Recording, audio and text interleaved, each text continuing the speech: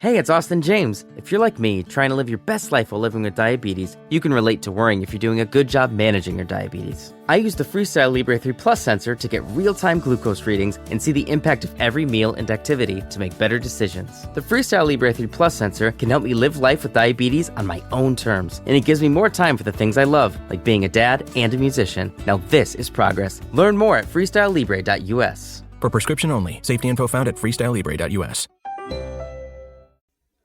You are listening to Women's Running Stories, where exceptional women runners share inspirational stories about their running experiences.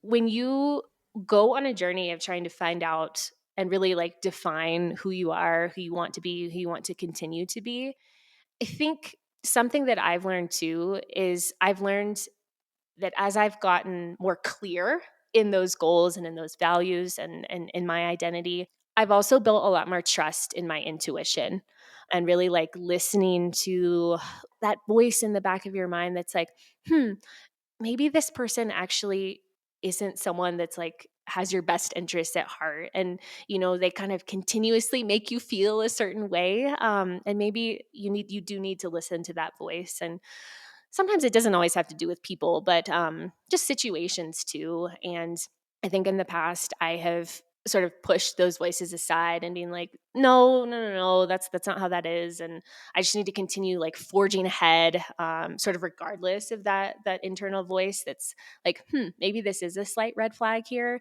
And I think that can be a really wonderful byproduct of becoming more comfortable with who you are, and developing that sort of intuition and that trust in that intuition too. Well, hello, my name is Stefanie Flippin. I am a professional runner for Lululemon and Goo Energy Labs. I'm also a physician, a coach, writer, and podcast co-host as well. And I reside in Colorado.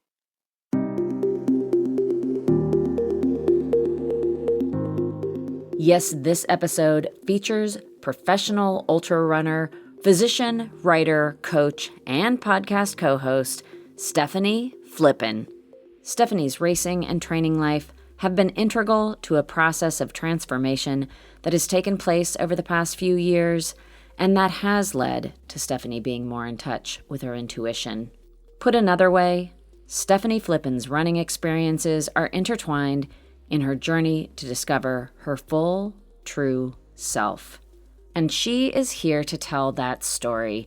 But before we hear more from Stefanie, I do want to welcome you to Women's Running Stories. I am Cherie Louise Turner. I am the host and producer of this podcast. Thank you so much for being here. Hey, the seasons in Boston are finally changing. We're getting some colder weather, and that gave me the opportunity to try out new apparel from YMR Track Club out of Sweden. I will tell you, these clothes are really nice. First up, YMR Track Club is focused on making eco-friendly choices in their production as well as how they source their fabrics. And the clothes look great, they fit really well, and the quality and detailing are exceptional. This past weekend, I did my long run in the Asunden half-zip long-sleeve jersey and the Ute tights, and both pieces were super comfortable. They fit really nicely, and yeah, they look nice. With the jersey, the material is really soft, it is noticeably breathable, and it moves really nicely. And one really important thing for me is that I didn't overheat. And the tights are exceptional. They're high-waisted and high compression without being constrictive, and they're really easy to get on and off.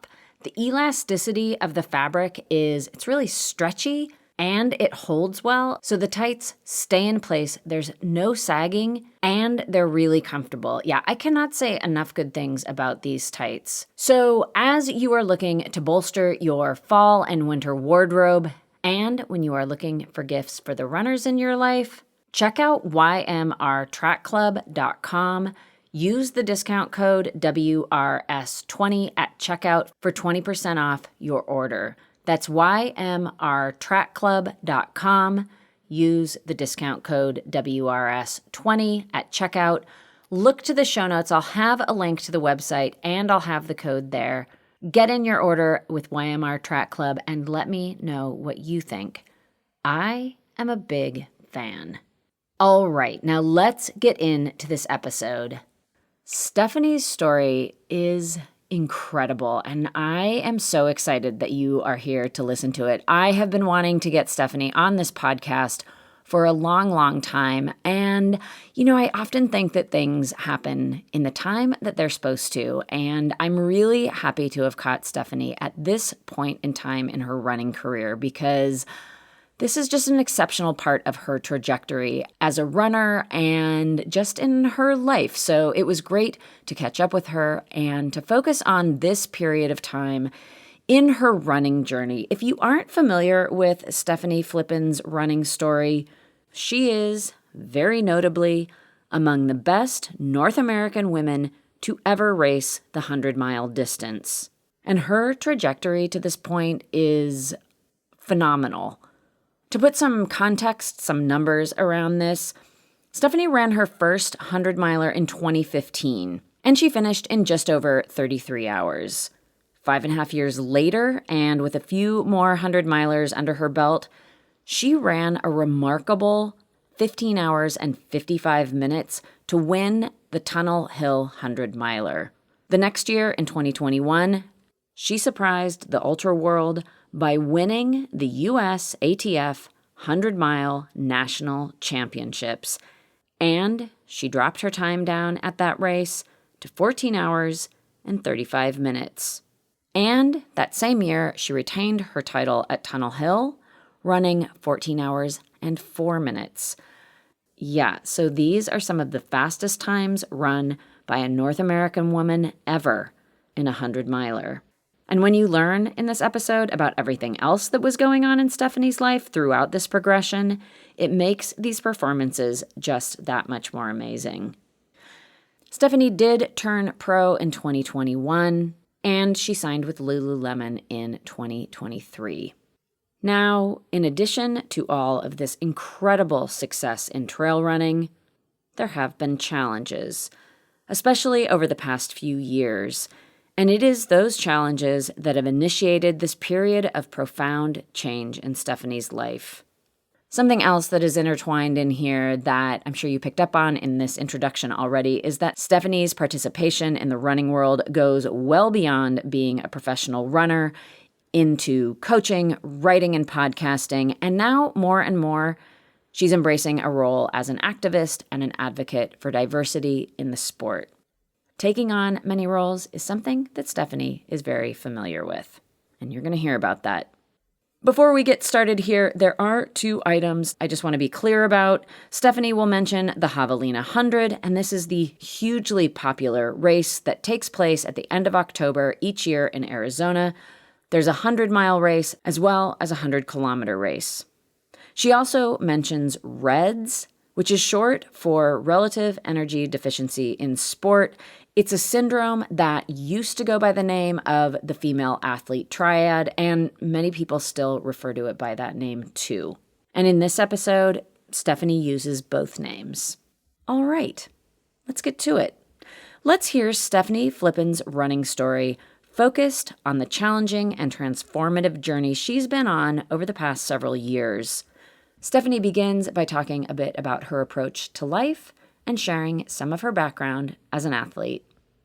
Here to tell her running story is Stefanie Flippin. I don't know if there was any point in my life where things just have been really relaxing and I've been just, focused on one singular goal. But that's also very conducive, I think, of my personality. I think over the years and just growing up, like my childhood as well, I definitely had a lot of different interests, and I never really saw myself as taking one singular career path. I think at one point I did, probably when I was in undergraduate and then, of course, through medical school.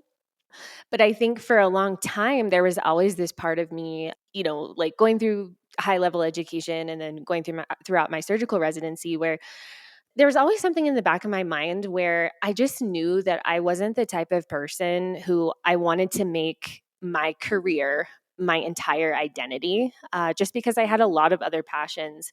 And I truly felt that diversifying yourself is a strength. It's not necessarily something that we look at by like diluting like our interests at all. So yeah, I mean, like I said, I think there really hasn't been this time in my life where everything has been really sort of like calm and relaxing, just by nature of the career paths that I have inherently chosen. But I will say, I moved to Colorado in 2018. My husband and I moved here largely to get our private practice growing and building it from the ground up. We also moved here because it was going to be a great place to train for both of us, and I wanted to see how I would respond by living and training at high altitude. So, I would say 2018 and 2019 were big years where yes, my time was my own again, and I wasn't, just sort of attached to like the hospital pager anymore, being a resident physician. But at the same time, we were very much focused on growing our business and getting into, a more stable place financially coming out of school and residency. But yeah, I mean, I was able to really focus on my training. I was able to put a lot of intention into it, and I was seeing rapid results. I've been an athlete my entire life. I have a long history. I spent 18 years in high level ballet with a company. Not all of those 18 years, of course. I'm 35 years old, so but I was doing ballet at a high level, like as a college athlete. So that said, like I have a very solid aerobic base. Like I've had that my whole life. I've played other sports too, but I just didn't have the time, and I probably also didn't have the maturity to like really like go all in on more intense run training. So that is, I really started to bring that in to the equation in 2018 and into 2019. But as we all know, what happened in 2020, I mean, my husband and I were hit extremely hard. We weren't allowed to perform elective surgeries for the larger part of the year. We were really only seeing like our like emergent patients, and sort of shifting a little bit more towards frontline work as much as we could within the scope of our practice. And yeah, I think in 2020, I was still able to utilize running and training as like a positive stress outlet for myself. But I did reach a point where it just was like, my mental health is really deteriorating. And it was so challenging, in those years, 2020, coming out of the pandemic, and 2021, even into 2022, to really find those resources because, I think everyone was just strapped. So many people that needed mental health assistance and care. So I think that was probably like the first sort of like tip of the iceberg there. And I'm certain it probably was for many people as well. So looking into 2021, I was seeing like really fantastic results with my training and just racing in general, especially, in my preferred distance, like the 100-mile distance. But at the same time, I was still continuing to deal with a lot of personal stressors. Again, trying to rebound from the pandemic. My husband and I had also purchased land and were planning on becoming first time like homeowners with a new home build that just had so much stress surrounded by it, just by the nature of the pandemic itself, and then just where we were trying to build our home. And so I really tried to compartmentalize all of that stress, but eventually that coupled with the fact that my second mom, who was my mother's best friend, her journey and just her fight against really invasive, aggressive breast cancer was starting to become extremely serious. And while I have the medical knowledge and I knew how things were trending, I just really, really hoped that I was wrong, that her wonderful doctors were also wrong. And I think for a bit I was living in just a slight denial about it. And maybe not so much denial, but also just really pairing her cancer journey with my own running. And like, I was just really tying my results to this sort of like existential narrative of like, if I can do this, if I can win this race, if I can accomplish this goal, that maybe her health will take a different turn, right? And that like maybe I can save her through this. Of course, like, because I am a rational human, like, I knew, I knew in the back of my mind that there was really no correlation and there was really nothing that I could do, myself besides be there for her, be there for my mom and everyone else, her own, children and things like that. But that was really, just so hard on me, in the context of all the other life stressors that I was going through and that many other humans were going through during those years too. But I think I really had to address the fact that I was pushing my body in training to a point where it just really couldn't handle the significant grief that I was also going through, especially when I had to fly out to Southern California, where I'm from, and where she was living to say goodbye and then to really process losing her earthside.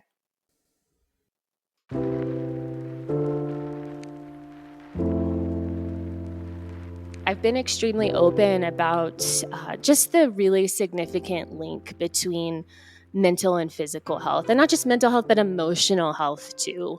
And that loss was the biggest loss I've ever experienced as an adult. And I think I just really, I mean, I went through months, I'm still in grief counseling and working with a therapist just to continue to live my life in a way where it's not about like getting over the grief, but it's learning how to live with it in a way that I can harness like strength and like honoring someone's memory in a way that's positive. And I think that process can look different for everyone. And I really stand by the fact that it is a lifelong process. So yeah, I think those factors really sort of led into the before and then are taking me into the after of just where I have been, athletically and professionally, since losing her and since going through significant injury as well.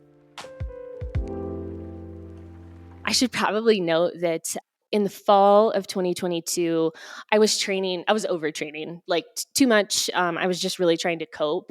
But interestingly, I have gone well over a decade without any type of injury, in the sport. And that was something I was extremely proud of, not in a sense of like, oh, I'm better than any other runner who has never experienced injury, but I did carry a sense of pride in it because to me, it reflected me feeling my body well, me listening to my body. I have never in my life missed a menstrual period.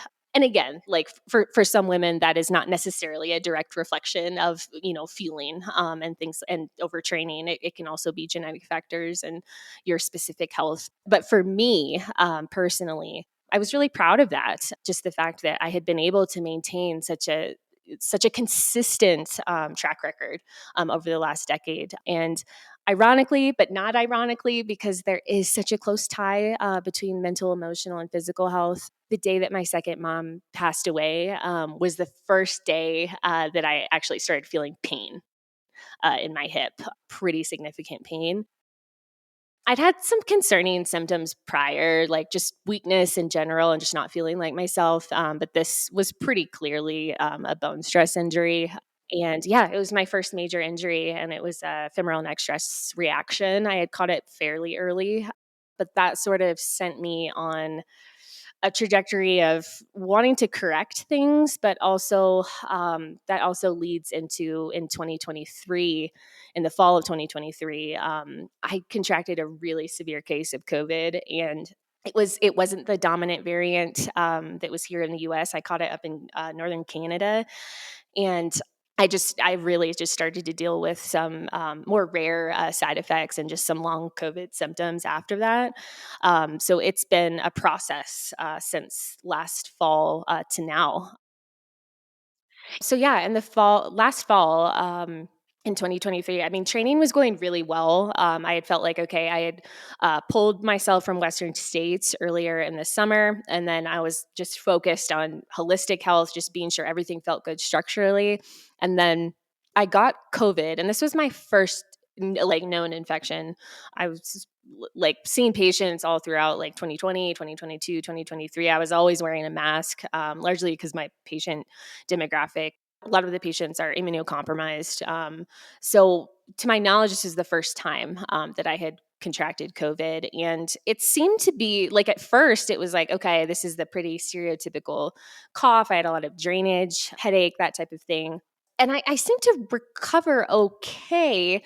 I mean, I had tested negative about 13 or 14 days prior to lining up at Javelina 100, which I had pivoted to from earlier on in the year after pulling from a handful of races. But I knew I was rolling the dice by lining up. I still had a residual cough, but I thought, okay, well, let's just see. It's not going to be the end of the world if you have to drop from it, but just give your body the chance, because training up until getting COVID had gone extremely well.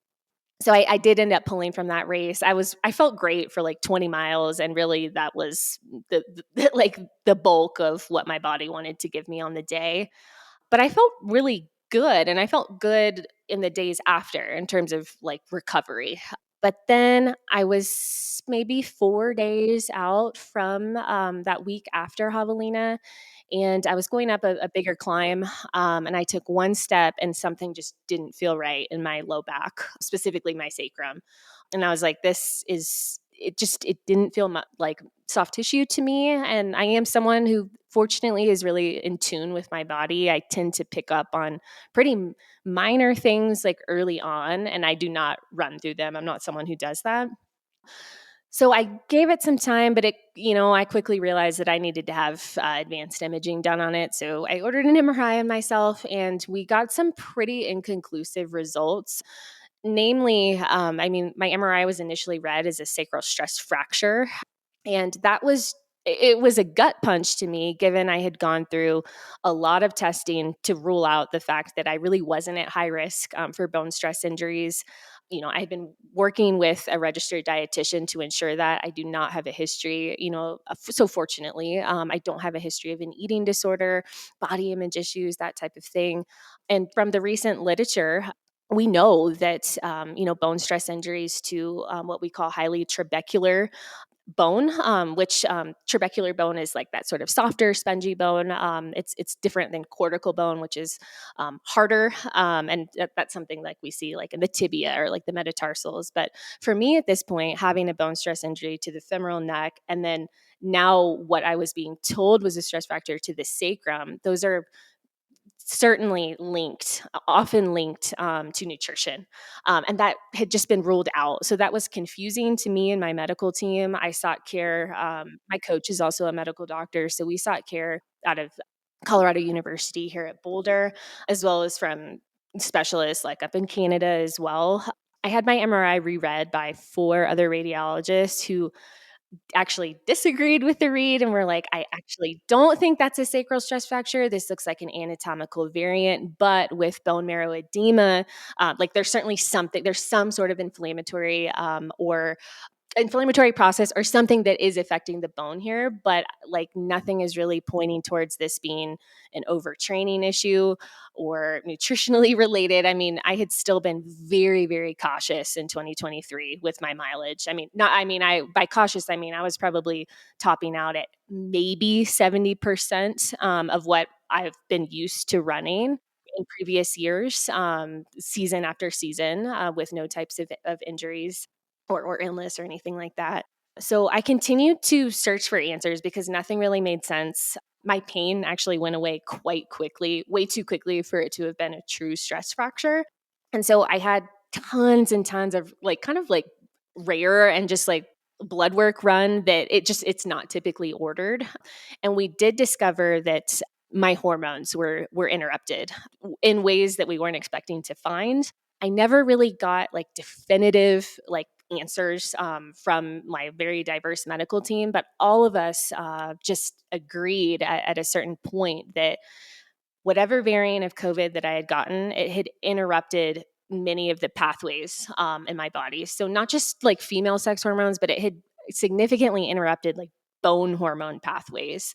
I was seeing values that like I'd always been in the normal range without supplementation. So that was sort of like the first tip there that something was off. And then as things, I mean, I did recover quite well from it. I was able to cross train regularly and sort of maintain as much fitness as I could heading into early 2024 and into the spring. But then at a certain point, I started to notice patterns with my period, actually. And that was something new that I had not experienced prior to COVID infection. But I started to notice a very similar pain in my sacrum, and it would switch sides. So it wasn't always the same side. And it felt exactly how it did on that first step on that run that I had last fall that I did. I took like 8 to 9 weeks off because we sort of like went with the worst case scenario. The MRI was initially read as a stress fracture, and I'm always going to take the more cautious route because like I said, I don't want to repeat anything. But all that to say, I started keeping a log, like a written journal of these symptoms that I was experiencing in the late luteal phase, like the week prior to my period, during my period, and then for a few days after. And they were exactly mimicking that discomfort that I had felt in my sacrum. So this was then confusing because I was like, well, then I don't know if it was actually COVID, impacting bone hormones. And that was the reason. Like, I think, yes, it was a part of the reason, but there was something additional now. And I just had consistent pain patterns like this that really were stopping me in my tracks and sort of giving me injury PTSD. I mean, I was really feeling like every month I had broken another bone, just, despite really caring for myself in all of the ways to try to prevent this. So eventually, with a ton of self advocation and honestly me ordering a lot of things on myself, because like fortunately I'm able to in a really tough US healthcare climate. But I did eventually discover that I had also developed a certain degree of endometriosis, which I had not ever had those symptoms prior or anything concerning. But my period had become irregular, extremely heavy. And like I said, I was experiencing these really bizarre, like bone pain throughout it. Which this past summer, I had a really significant flare. I had like frank sciatica. I mean, I was having tons of pain just in a lot of my pelvic floor, muscular attachments. Things were just really moving around. And eventually, I ended up ordering another MRI on myself that pretty much confirmed that I was having like consistent like endometrial symptoms that ultimately my uterus is in a shifted position and it was placing a ton of pressure and stress on my sacrum as well as on my sciatic nerve plexus. Now, I'm not someone who wants to draw conclusions, especially in an equals one situation. But I truly didn't have any of these issues prior to COVID infection. I don't know what's linked there. And I don't. But all I know is that ever since getting COVID, I've had really strange, strange things pop up that just have not been discussed a whole lot in the literature. There have been cases here and there, but I have continued to work with a research team just following the types of issues that I've had.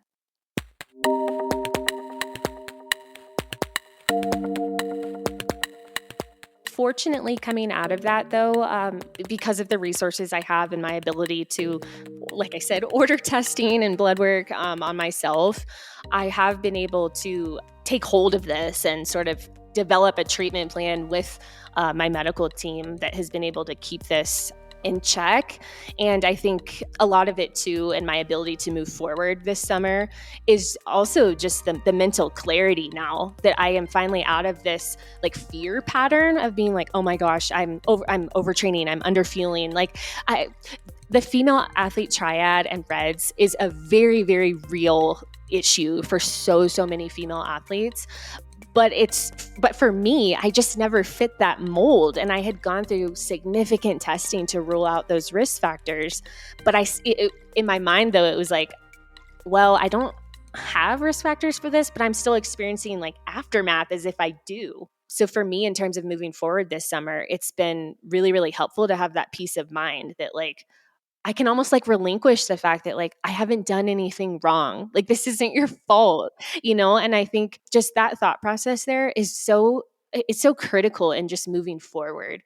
And a lot of times I've seen it also as like just a part of the grieving process too. And just that acceptance that like, okay, this happened to me, but I don't have to like almost punish myself for it, or like, just ruminate over the past couple years and think, what could I have done differently? It's been really helpful for me to just understand like, you are healthy, you're safe, you're okay, you're making all the right decisions looking ahead. And unfortunately, this is just something that happened. And I don't necessarily know exactly why it happened, but it did. And now I can have the peace of mind like each month where I start to still have these sort of cyclical pain patterns. I have a treatment plan now, and I can also just stop freaking out that like my bones are crumbling. It's so bizarre like how our brains work. I think my brain had developed this narrative about myself that like my bones are made of tissue paper or something, even though, I know that that's not true, and that all the testing I went through proved that it wasn't true. But just having that peace of mind now has allowed me to just step forward and just move beyond the patterns that I have been in over the last couple years.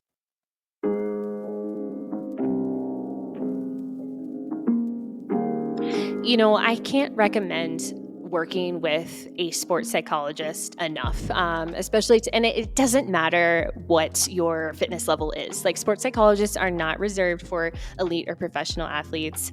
I wrote a piece about this for Trail Runner magazine last year, where I interviewed my own sports psychologist, Emily Saul. She's based out of Boston.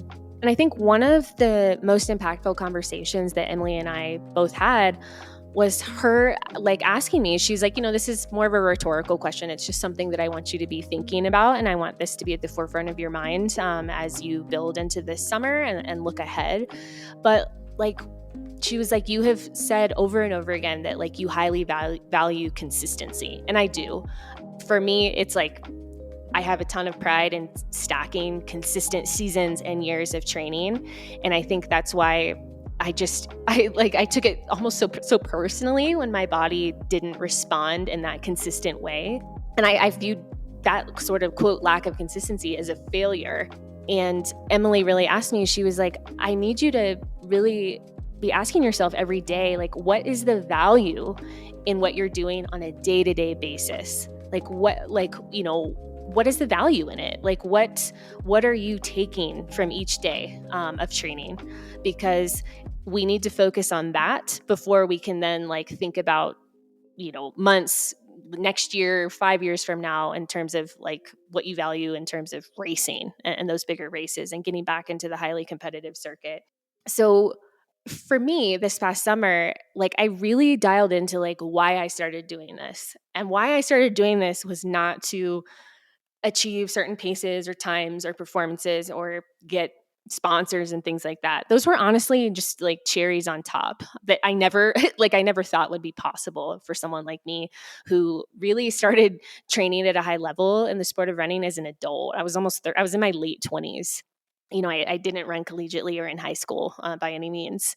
So that shift was extremely helpful because I just started to remember like I started doing this to explore. I started doing this, to play in the mountains with like a childlike curiosity. I started doing this to spend time like with my partner outside of a stressful work environment, outside of a stressful world in general. And I started doing this to see like what I could get out of myself and myself only, not compared to anyone else. And I really, this past summer, I really tried to live by that. And that is what I value in the sport. I tried to live by that every single day. Now, it's not easy, especially in a sport where like there's so much more media, there's attention, the social media aspect, even like the Strava aspect, right? We're constantly being bombarded with like, oh, this person's running this pace on this trail or on this road, etc. So I took a step back from those things to the best of my ability. I think it's difficult to really completely remove yourself from social media these days, but I did my best to sort of like shut out the noise that really wasn't helpful for me. I think it can be helpful and motivating for some people, but in the place that I have been in, just personally, it just wasn't helping me anymore. It was making me anxious and sort of feeling like, oh gosh, this is a rat race. Like you have to get back into it as quickly as you can. And really, like, there really isn't a rush. I really am passionate about sort of halting that narrative of like the aging female athlete. Like there's a difference between like seizing the day and understanding that like time is finite and life goes by so quickly, but also not like really fixating on that too and trying to rush like the timing of your life. Like for me, I just have really tried to lean in, trusting that everything is happening for me in the way that it's meant to. As long as I'm showing up as my authentic self every day and I'm doing this for me and for no one else, like all the goals that I've set myself will come to fruition. But it's just a matter of being patient and understanding that you can't force like your body to do something that it doesn't want to do yet. And I've really seen that. And while I'm someone who really struggles to speak about myself in this way, like publicly, I'm really, really proud of myself. And like, I believe that, based on the paces that I'm seeing, the runs that I've been stacking recently, that I'm actually in the best shape of my life right now. And I did not think, I mean, I didn't rule it out, but I knew it was going to be extremely difficult to get back to this place, not just physically, not just like the physical fitness, but the mental fitness as well. And yeah, I mean, it's been a long road the past couple years, but I so strongly believe that it has been worth it. And there was a reason why I needed to just sort of go through these lessons and really find that appreciation for health and love too. Just when you lose someone that you love so, so much and it hurts so badly. I mean, the flip side of it is because you loved so hard too.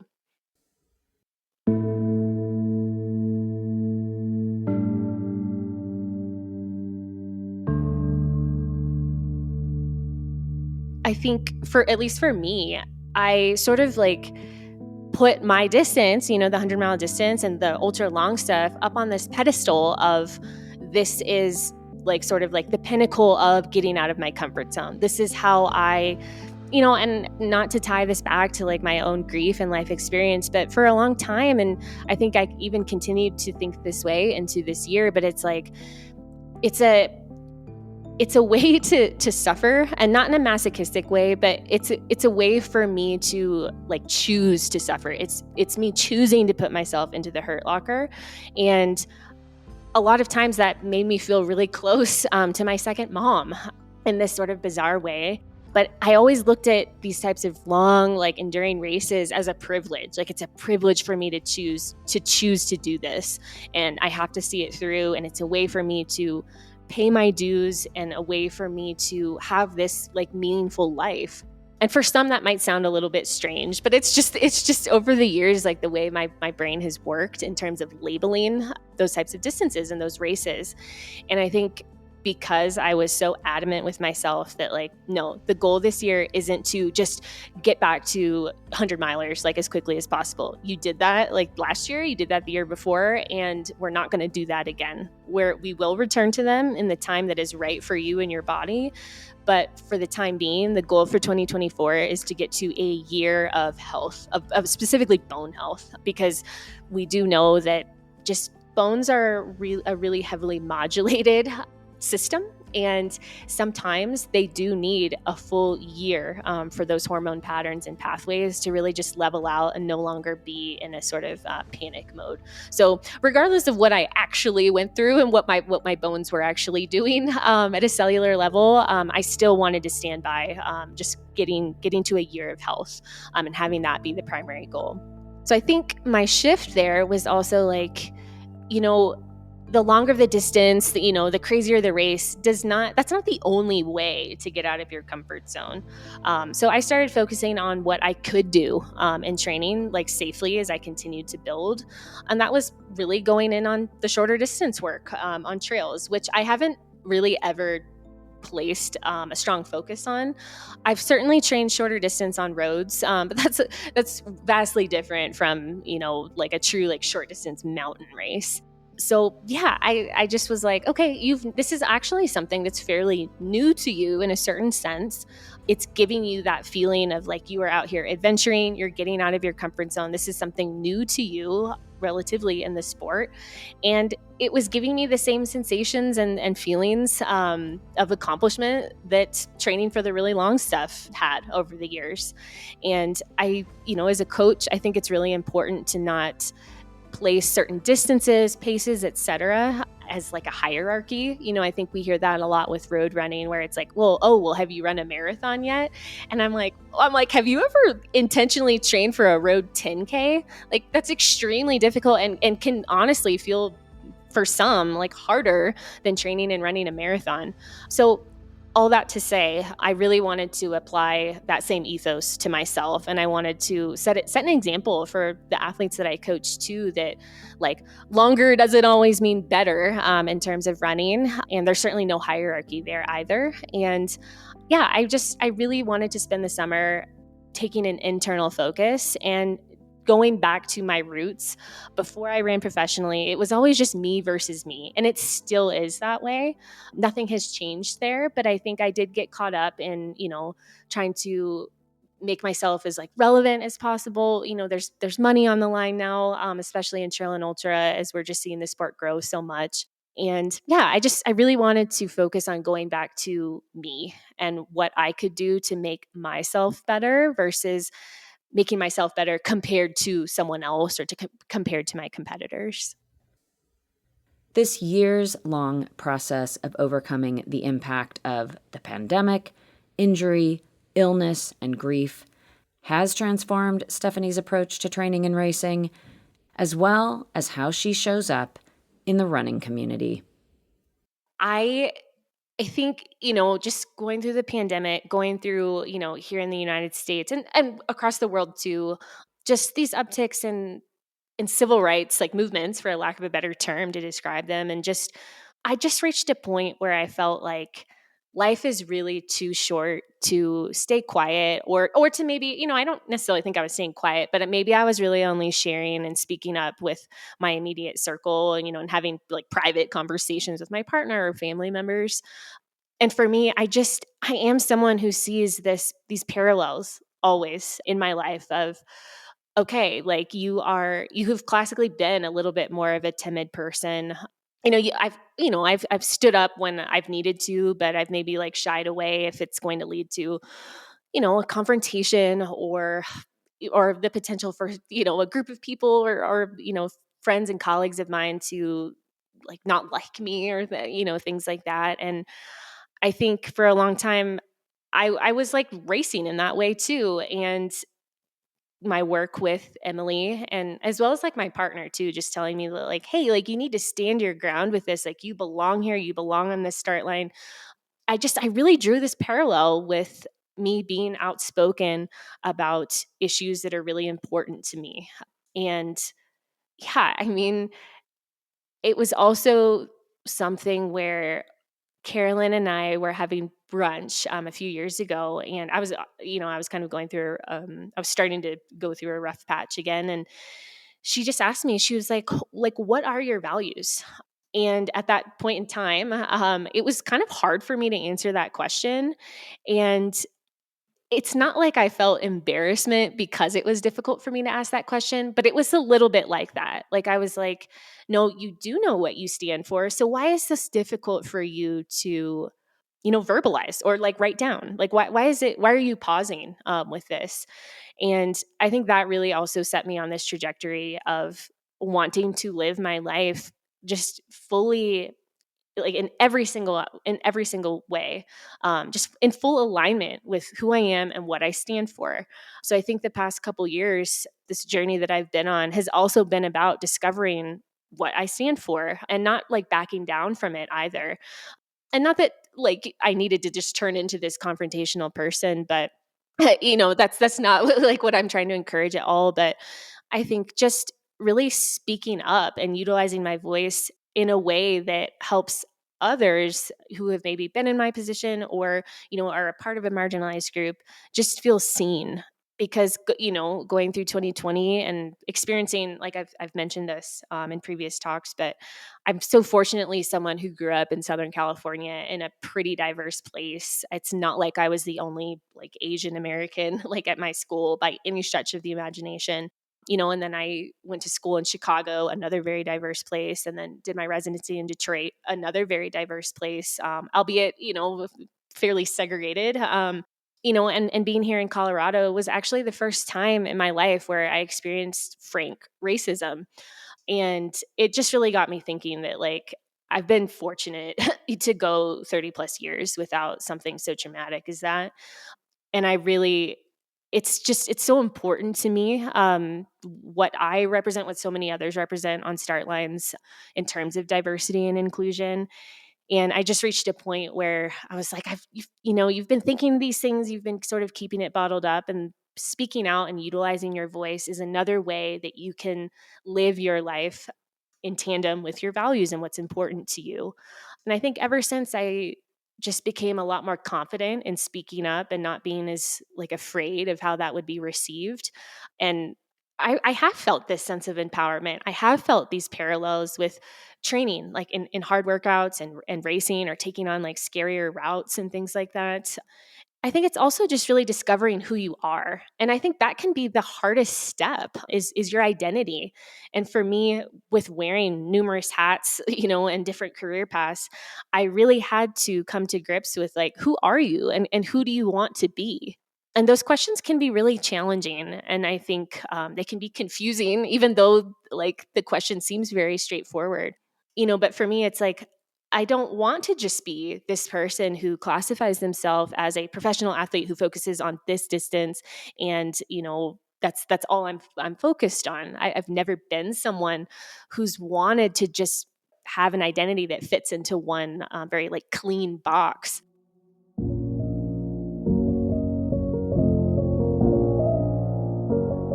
So yeah, like I said, over the past couple of years, I do think this journey has been about finding out who I am, who I want to be, who I want to continue to be.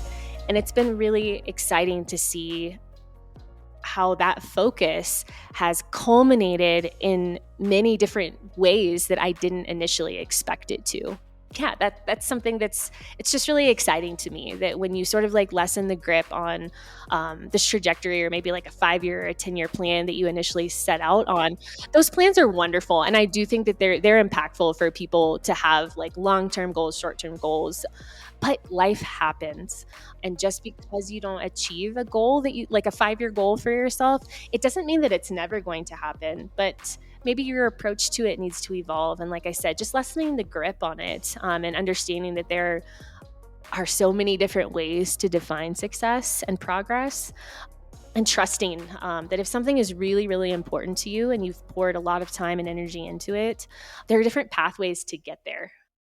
And maybe sometimes it just takes a little bit of heartbreak and really a lot of internal work to get to that destination that you've been aiming for.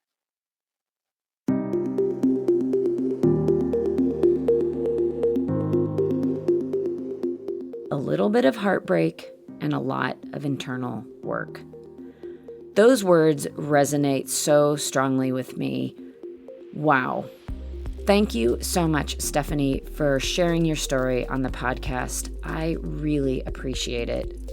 And one update on Stefanie's running life. She won the Above the Clouds Ultra 50K on October 5th. She was second overall, and she set the fastest time ever run by a woman. Just wow. A huge congratulations to Stefanie. Now, I know you, like me, are going to want to keep up with Stefanie, and I will provide all the links to how you can do that in the show notes, to her podcasting, to her writing, to her website, and to her social media. And in particular, I will link to an episode of Making Strides. This is the podcast that Stefanie co-hosts with her very good friend, Carolyn Sue.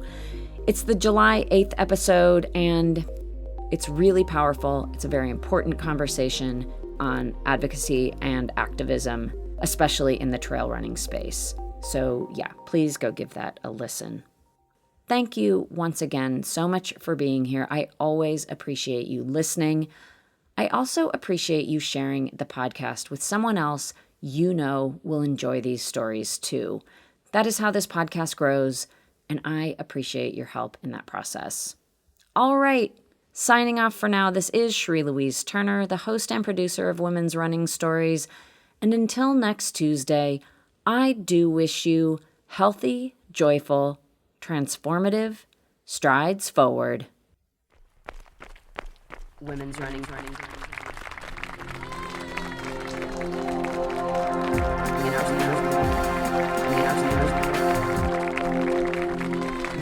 running stories.